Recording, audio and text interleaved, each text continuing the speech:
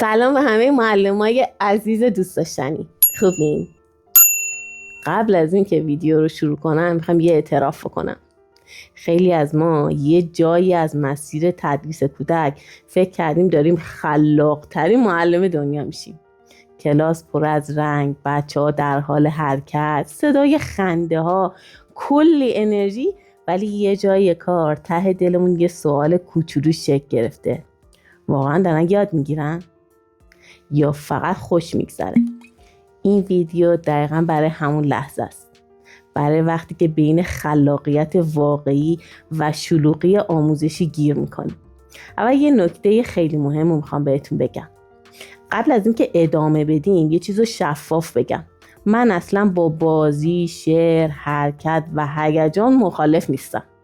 اتفاقا اگه یادتون باشه ما فیلم‌های مختلفی در این زمینه داشتیم که نشون میده که خود همین مطالب پایه آموزش کودکه. اما خلاقیت بدون هدف شناختی فقط سرگرمیه و سرگرمی اگرچه بد نیست، ولی اگه اسمش رو آموزش بذاریم به خودمون و کودک دروغ گفتیم. نشونه اول چیه؟ کودک بعد از فعالیت فکر نمی‌کنه.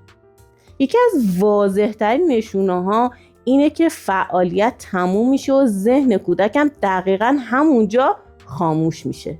نه سوال، نه کنجکاوی، نه تلاش برای توضیح دادن. مثل چی؟ کودک کلی کاردستی درست کرده، ولی اگه ازش بپرسی چی یاد گرفتی یا چرا اینطوری درست کردی، یا جوابی نداره یا جوابش کاملا سطحیه. اینجا باید از خودمون بپرسیم آیا فعالیت فقط دستها رو درگیر کرده یا مغز کودکم وارد بازی شده؟ نشونه دومش چیه؟ همه بچه‌ها خروجی یکسانی دارن. این خیلی مهمه. توی فعالیت‌های ظاهراً خلاق همه نقاشی‌ها شبیه همن. همه جمله‌ها یکی‌ان. همه فقط تکرار میکنن. اما توی خلاقیت واقعی یکی اشتباه میگه، یکی مسیر دیگه ای رو میره، یکی سوال عجیب میپرسه، که این چیزایی هستن که توی مدارس معمولاً عجیب به نظر میان، ولی در واقع خلاقیت واقعی ایناست. اگه کلاس بیش از حد مرتب و کنترل شده باشه، احتمالاً جایی برای تفکر فردی باقی نمونده. نشونه سومش چیه؟ کودک فقط اجرا میکنه، تصمیم نمیگیره. خیلی از فعالیت‌ها ظاهرشون خلاقه، ولی ساختارشون کاملا دستوریه. معلم چی میگه؟ معلم میگه اول اینو بگو، بعد این کارو بکن، حالا تکرار کن، که این مدل فقط کودک داره بازیگر سناریوی معلم میشه. اما خلاقیت واقعی یعنی کودک مجبور بشه انتخاب کنه، حتی اگه انتخابش غلط باشه. اگه فعالیت جایی برای انتخاب نداره، جایی برای رشد شناختی هم نداره، یعنی که یه جای کار من غلط. نشونه چهارم چیه؟ فعالیت به زبان واقعی وصل نیست. خیلی وقتا فعالیت قشنگه ولی هیچ پلی بین زبان واقعی نمیزنه. مثلا چی؟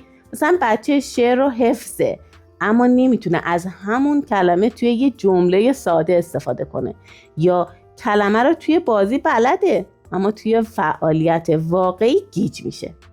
اگه فعالیت فقط همون چارچوب رو داشته باشه و تو همون چارچوب جواب بده، یعنی انتقال یادگیری اتفاق نیفتاده. بریم سراغ نشونه پنجم. نشونه پنجم چیه؟ معلم بیشتر درگیر اجرای تا مشاهده. یه سوال صادقانه توی این فعالیت اینه که تو داشتی چی کار میکردی؟ اگه مدام دستور میدادی به عنوان معلم، یا نظم میدادی، اصلاح میکردی، اجرا رو جلو میبردی، احتمالاً فرصت دیدن کودک رو از دست دادی. توی خلاقیت واقعی معلم بیشتر تماشاگر آگاه تا مجری. نشونه بعدی اینه که بعد از چند جلسه هیچ تغییر محسوسی اتفاق نمیفته. این نشونه خیلی مهمیه ولی معمولا نادیده گرفته میشه. اگه بعد از چند هفته جمله سازی بهتر نشده، دایره لغاتم رشد نکرده، اعتماد به نفس زبانی هم تغییر نکرده، باید شجاع باشیم و بپرسیم نکنه داریم به اسم خلاقیت یه کار دیگه انجام میدیم و درجا داریم میزنیم. یه سوال کلیدی برای هر فعالیت اینه که قبل یا بعد از هر فعالیتی از خودت بپرسی این فعالیت قرار کجای مغز کودک رو فعال کنه. در این مورد فیلم هایی که در مورد علوم شناختی توی یوتیوب هم گذاشتم حتما ببین. اگه جواب اون سوال که کجای مغز کودک فعال شده این باشه که خوشش بیاد بد نیست ولی کافی هم نیست. در واقع میخوام توی این ویدیو بگم که خلاقیت واقعی آرومتره، کم سر و صداتره ولی عمیق‌تره و همیشه به رشد شناختی میرسه. اگه این ویدیو باعث شد حتی به یکی از فعالیت‌ها دوباره نگاه کردی کار خودشو کرده. و اگه فکر میکنی که این ویدیو به دردت میخوره یا میتونه به دوستات کمک بکنه که توی کارشون موفق تر ظاهر بشن برای دوستات بفرست و دکمه لایک و سابسکرایب یادت نره. روز خوبی داشته باشی. یه فیلم خوبه؟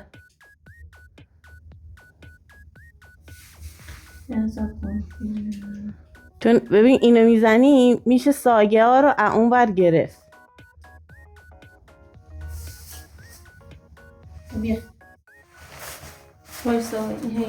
خیلی بیز میکنه. یاد امین افتادم.